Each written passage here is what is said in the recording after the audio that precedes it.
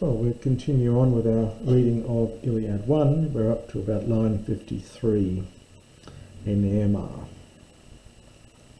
And so we've seen that the god Apollo is angry with the Greeks over their treatment of his seer, and the Greeks' refusal to hand back the seer's daughter, and he sends a plague upon them.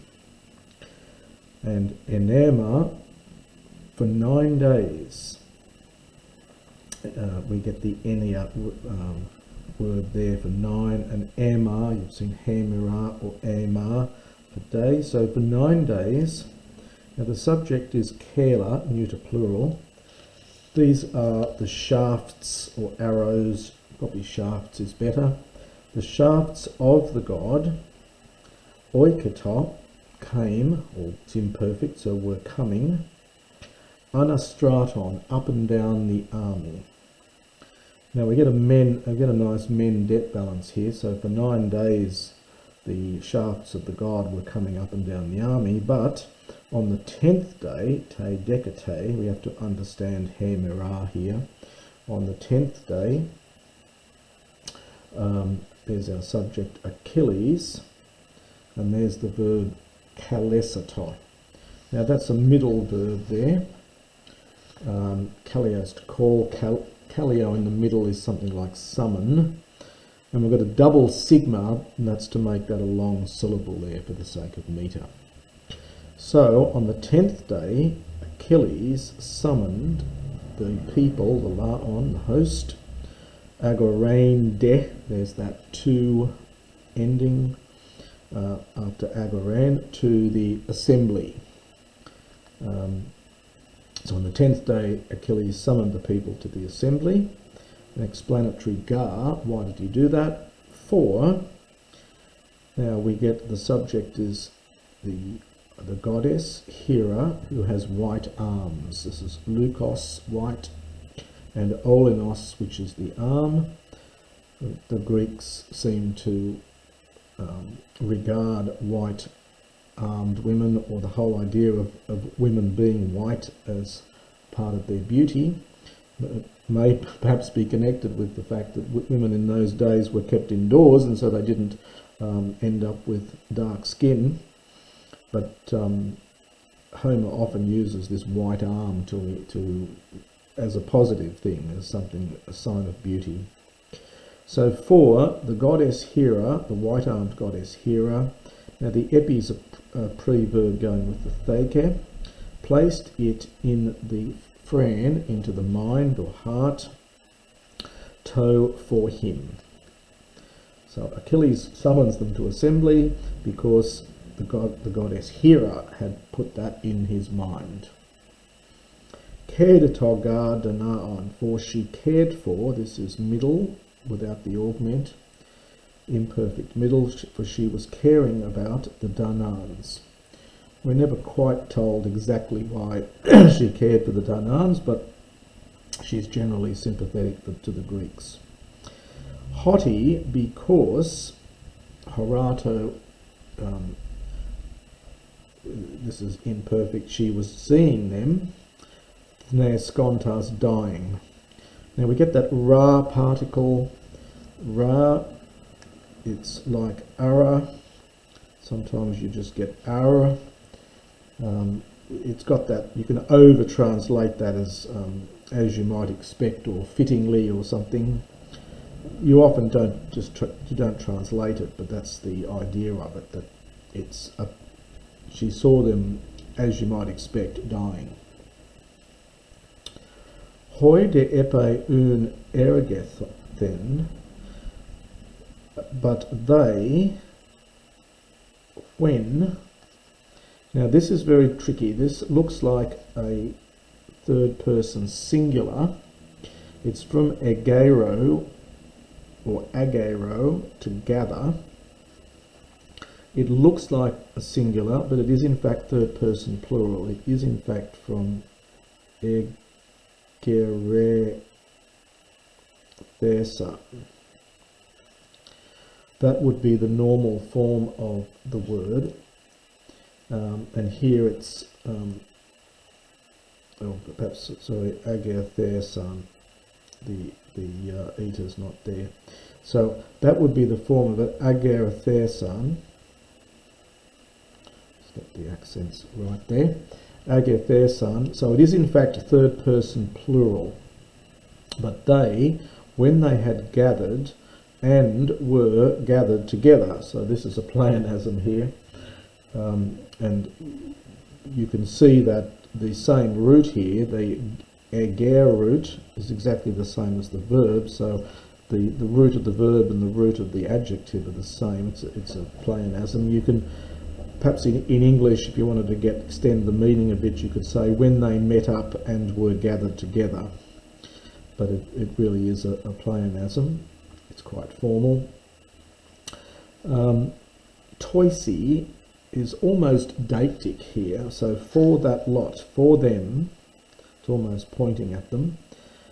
For that group, Achilles, Ocus, swift podas in respect of his feet, so swift-footed Achilles, anhistaminos, from anhistami, standing up, he addressed them. So you could take, in English, take this as the object of this, but in fact it's more for that lot that I was just talking about, the ones who gathered there. Achilles, swift of foot, standing up, he addressed them. And this is what he says.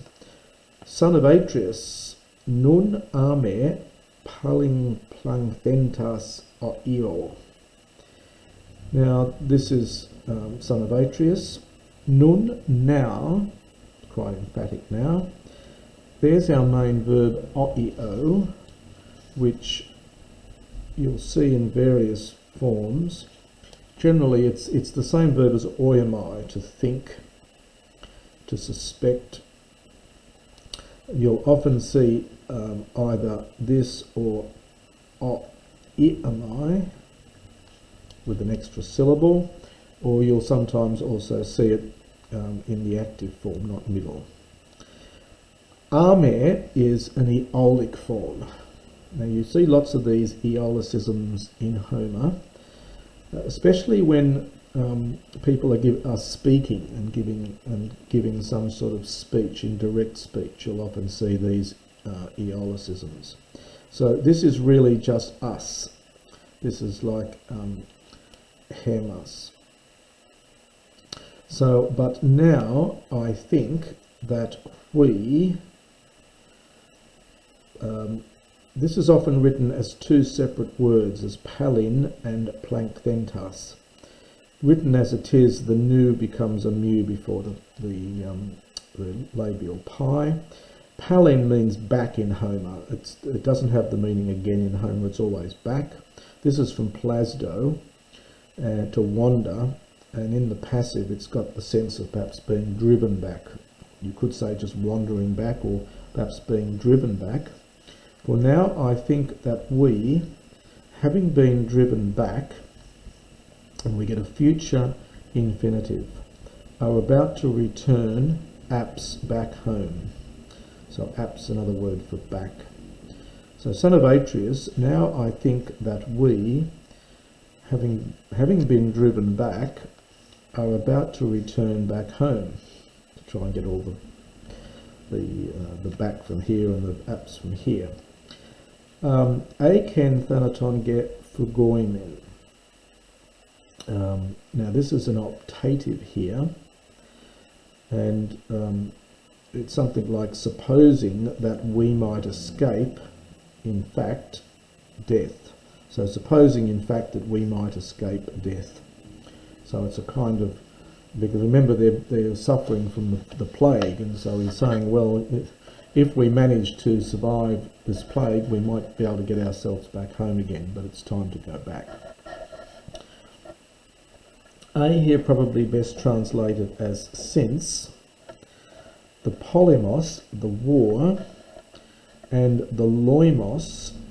Now the loimos is the plague. Dhamma is singular, but is a future form. It's singular because it's really going with polymos, but there are two subjects to it. So Dhamma is a plural form, The verb is damasdo, I tame, and this is the future form here. So since the war and the plague together, Dama will tame the Achaeans. Al age, but come, then, day. Ereomen, although it's got a short linking vowel there, this is in fact hortatory subjunctive. So let us ask some seer or priest, or even a diviner of dreams, a dream interpreter. Oneros is a dream. And then we get this generalizing phrase here, and you often get te in these generalized sentences. Literally, for there is a dream from Zeus. And so we could translate that as something like, for a dream also comes from Zeus. It's almost a sort of afterthought, expanding on the fact that if we've got a dream interpreter, then, well, you know, sometimes Zeus sends a dream, so we might need a dream interpreter. It's a generalised statement there. Who, epoi, optative, might speak, hot tier, for what reason, or perhaps why, who would speak, for what reason, who would tell us for what reason Phoebus Apollo was angry, Toson, to such an extent. Ater and ater, whether he, epimemphatai, he finds fault with us. Now it's taking a genitive here, so he might find fault with us for having done certain things badly, but here it's probably more the sense of not having done them at all. So whether he finds fault with us for a vow not made, or a hecatomb not given. This is the sacrifice of 100 oxen. A hecatomb not given. A for a, it's like just an aeolic form of a, and if anti-asas, meeting with, and the pose here is indefinite. You see it's enclitic and it's putting its accent back on the ken. So if perchance, meeting with, knise is the odour of roast meat, from lambs or unblemished, perfect, unblemished goats, he wishes, apok goes with the Ammonites, preverb, he wishes to ward off, loigon is destruction, hamin for us. So we've already had, loimon for the plague, and so there's loimos, the plague, and loigos is destruction. They're very similar looking words. So that's the words that are given by Achilles.